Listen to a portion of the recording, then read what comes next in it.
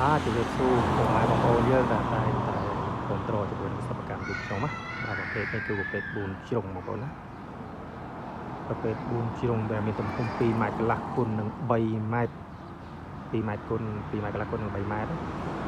បាទមានធំមែនតើបាទបងប្អូនអាចទំនាក់ទំនងទិញបានជាមួយនឹងលេខទូរស័ព្ទ012 488 008 011 47 77 07បាទ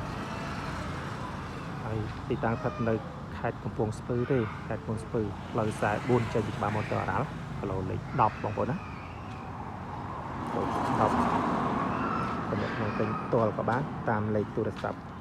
ផ្ទាល់ក៏បានបងប្អូនណា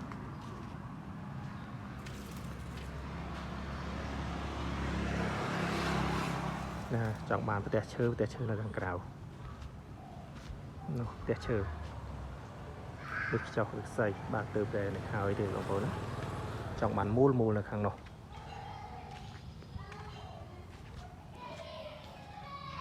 បងប្អូនអាចទៅបាន